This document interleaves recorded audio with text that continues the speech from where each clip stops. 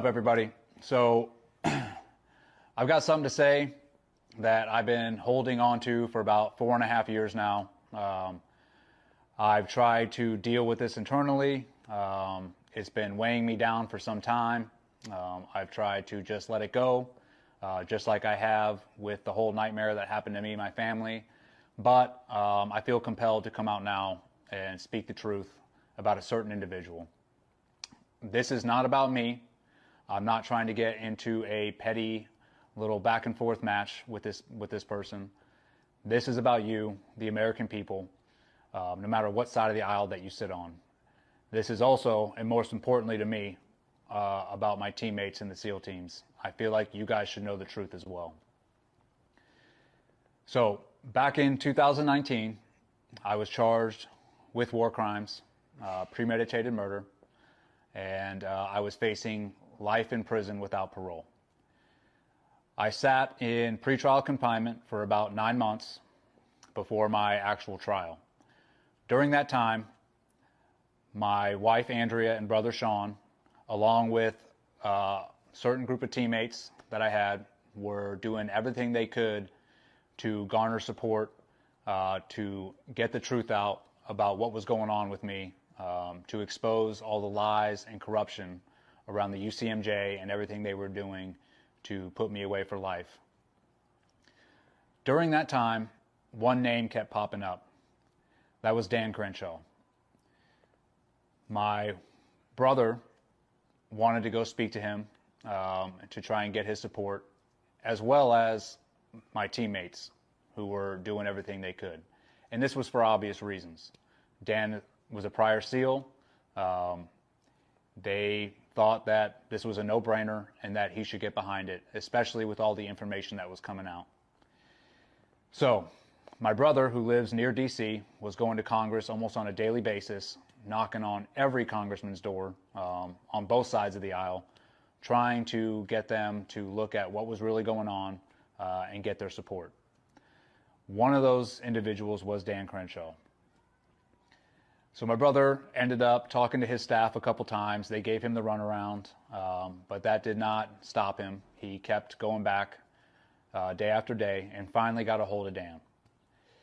Dan told him he wanted to wait till the situation developed before he made a decision, which, got it, that makes sense.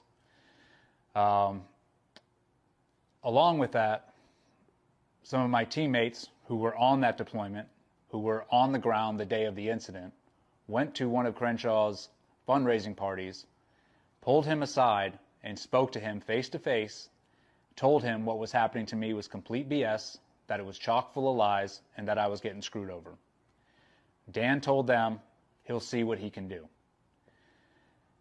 Once my brother got a hold of Dan, he said, once my brother got a hold of him a second time, Dan said that there wasn't enough information or whatever. My brother got pretty frustrated and ended up sending Dan a semi-scathing email, calling him out for being a politician and not being part of the Brotherhood and not supporting a fellow SEAL. Dan replied to him and said that he would see what he could do. So, as my incarceration went on, and it was late into my incarceration when 50 congressmen ended up signing a petition to release me from prison so I could properly defend myself before trial. They basically were saying, give this man the constitutional rights he deserves before he goes to trial for his life. One congressman would not sign that petition. That was Dan Crenshaw.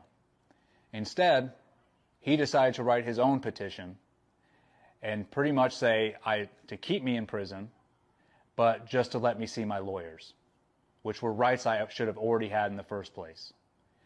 At that point, we decided to scrap asking Dan for help and just move on. No harm, no foul. So obviously, I went to trial, was found not guilty, and ended up retiring out of the Navy. Not long after I retired, I got invited to a Turning Point event by Nine Line. While at that event, I just happened to run into Dan Crenshaw, I saw him coming down the hallway, and I wanted to go up and talk to him just to get his thoughts on the whole situation and why he did not support me or why he made up his own petition saying to keep me in prison. I was not angry. I just wanted to talk to him, team guy, to get his thoughts.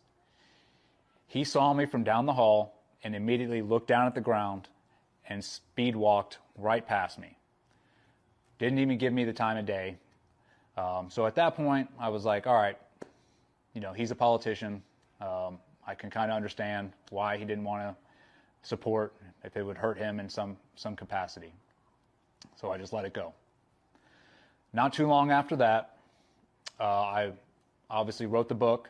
And when the book came out, I went to Congress to do a book signing for the 50 congressmen who did support me, who did sign that petition to get me out of prison. While there, I was pulled aside by multiple congressmen and was told that Dan Crenshaw was actively working against me behind the scenes. He was going up to each of those congressmen who were supporting me, telling them not to support me, that I was guilty, and that it was his community and they needed to butt out and let him handle it. I don't know how much of an arrogant statement that could be made that Dan said it's his community. That's a joke. But regardless, after hearing this, I was pretty disgusted. It's one thing to not support me and just to back off and not do anything. But Dan, knowing the full well the truth about what was really going on, still went and tried to get people not to support me and pretty much try and put me away for life without parole. The way I look at that is Dan was trying to kill me. He was doing this for political favor.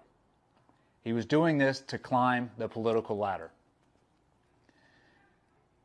The reason I'm putting this out right now is because if Dan Crenshaw is willing to lie, to gain favor with other politicians, to climb that political ladder, and pretty much throw somebody away for life, what do you think he's doing to the American people? This man cannot stop lying. And I'll give you some examples. Recently, David Goggins was on a podcast with my good friend Aaron Singerman. I listened to the podcast. I listened to him expose Dan for who he really is. After I listened to the podcast, I DM'd Dave Goggins and said, great job on exposing Dan, only because I know the truth about him and what he did to me.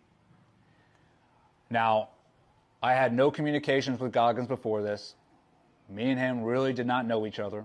But after I sent him that DM, he then sent me a text message back. And after I read it, this is what really compelled me to come forward and do what I'm doing now. And I'll read you the text. And this is from Crenshaw to Goggins. Hey man, listen to your Rogan podcast. Good shit. I had no idea about any of that shit with that Team 6 guy making YouTube videos about you and all that. Again, sorry if I made it seem like I was ever in that category. I am not. I wouldn't have tried to get you to speak at my events if I didn't respect you and your message. Like you, I've been in the public eye since about 2018 and understand very well how people will climb over your back to get higher, get more clicks, and get a little more famous. Pieces of shit like Eddie Gallagher have tried to do that at my expense, after I tried helping him get out of prison. That should never happen between team guys. God bless and Happy New Year. So, this text message is chock full of lies, which is not surprising. Dan sent this to Goggins after Dan himself was on a podcast talking trash on Goggins. And he is telling Goggins that he tried helping me get out of prison. Again, this man can't stop lying. He'll say whatever it takes to get people on his side and then do the opposite behind the scenes. This has been a repeating pattern of his since he's been in office. Now, I also have some documents here from my brother.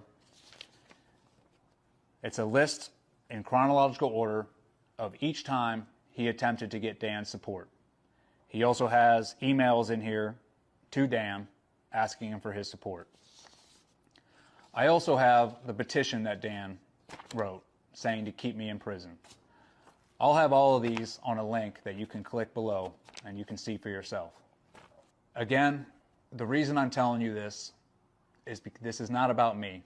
This is about you, the American people, no matter what side of the aisle you sit behind. Just because someone is a Navy SEAL or because they were wounded in combat does not make them a good person. Does not mean they have character. I want you to think about that next time you vote.